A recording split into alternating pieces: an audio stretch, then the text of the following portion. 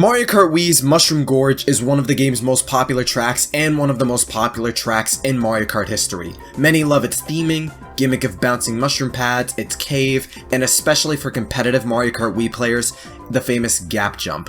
A big shortcut that allows you to cut off the U-turn section before the finish line on the track, requiring a mushroom, the right position, angle, speed, and timing of a hop. In Mario Kart 8 Deluxe, the Booster Course Pass reintroduces Mushroom Gorge to a console Mario Kart again, and the series' biggest install base it's ever seen gets to bask and enjoy its bouncy, janky goodness once more. And of course, many hardcore Mario Kart players went ahead and tested to see, almost immediately, if the gap jump was possible and viable in the game, and sure enough, it is. Not just on 200cc, but even 150cc as well. And not just making the gap jump normally, but even as far as going over the fence by the corner of the cliff too.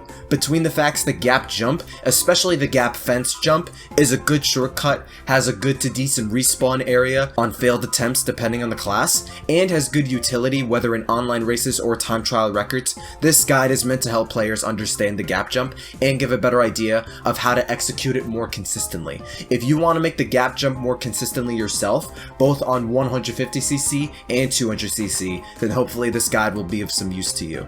We'll also primarily focus on 150cc more than 200cc for this guide, given the gap jump on 200cc is considerably easier than it is on 150cc, but we'll get to that. I prefer trying something and understanding it along the way, so I'm going to explain the execution before the method/understanding of the general shortcut. A good place to start is this darker pebble on the ground next to Pinkled Peach's hair.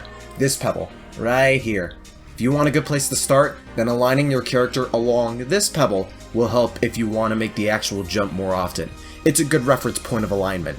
On 150cc, you want to align either a little further to the right of the pebble, on top of it, or just barely to the left of it. This range on screen should be a good visual of where you want to be based on how I practiced it.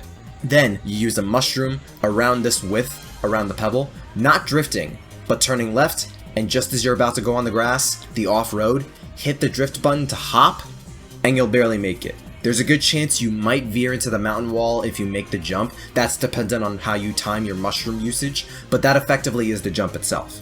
But we want to consistently make the jump and maintain our speed and handling on the road. Timing your mushroom before the pebble this way has a better chance of you not smacking yourself into the mountain, but you can make this jump while drifting too. The pebble is still a really helpful tool as you'll want to drift within the range specified earlier, mushroom, and then hop as you meet the off-road. The shortcut itself largely hinges off not just you timing your mushroom, but especially and primarily how you time your hop as you meet the off-road. Because Mario Kart 8's geometry works in a way in that a lot of the courses in the game have off-road to where it's at an uneven level and incredibly barely elevated higher than the road itself, and for several frames your character's speed and momentum not only carry until a specific point within that first second you're on the off-road to where it slows down after, but your vehicle is pushed up like it's climbing up a hill, and that trajectory shift paired with a properly timed hop and mushroom is key to getting the shortcut down, regardless of whether it's normal gap jump, gap fence jump, driftless, wild drifting, 150cc, 200cc, etc. So yeah, the pebble is a good tool in perfecting the shortcut, but a lot of it does come down to using your mushroom early enough, and especially timing your vehicle to hop the second/mere frames it meets the off-road and angles it higher than normal. So, the previous methods are, once again, driving along the pebble, mushrooming, not drifting, but turning left, and hopping as your vehicle touches the off-road. Drifting wise, along the outer edge/right side of the pebble, then mushrooming, and hopping as your vehicle meets the grass. I also like to trick off the 2 green mushrooms and the 2 mushrooms after that in the cave before this section for the drift, as I could skip the last mushroom altogether most of the time and align myself properly. But that's 2 ways of getting it down. For the more advanced strats, the fence cut, the idea is very similar. Tricking off the green mushrooms and 2 red ones, skipping the last one, that pebble has another pebble friend next to it to the left that's flatter and a lighter shade of brown. I usually like to use both of these as sort of a gate for the fence cut on 150cc, but even drifting a smidge more to the right, closer to, or right over the darker pebble can work too. Heck, even drifting a little on the outer edge, the outer right side of the dark pebble can work too. But the general rule of thumb is you drift in between those pebbles, roughly over the dark one, time your mushroom as you meet the elevated off-road. You time it as you're about to go off-road.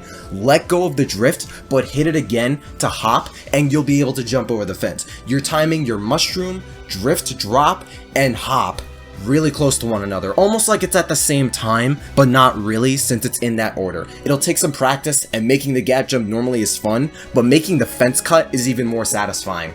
On 200cc, the shortcut in general is considerably easier to perform due to the increase in speed. You just time a mushroom early enough and then hop as you meet the off-road like before as you drift to avoid crashing into the wall. But you could even do the drift a decent bit further along to the right of the path from the pebble, so you'll turn back onto the main road easier. But drifting into / along the original pebble, it's still a very viable and useful tool this way too. As far as the fence cut in 200cc, same idea, but I always found it easier and more consistent drifting more outward to the right of the pebble, and using this coin in the center of the coin X formation as another gate / alignment method to align myself towards the fence. And like before, it's a matter of timing your mushroom as you meet the off-road, then letting go of the drift and nearly instantly hitting it again to hop to gain enough air to jump over the fence. All of these methods and ways of performing gap jump and gap fence jump follow very similar fundamentals of timing your mushroom,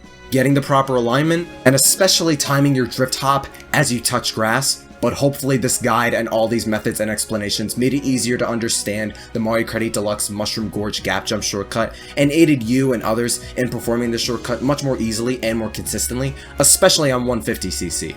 Thank you very much for watching, and stick around for more Mario Kart content and videos, whether across Mario Kart 8, Mario Kart Wii, or other Mario Kart games. Stay super. 哟，嘿，妹妹，嘿，过来呀！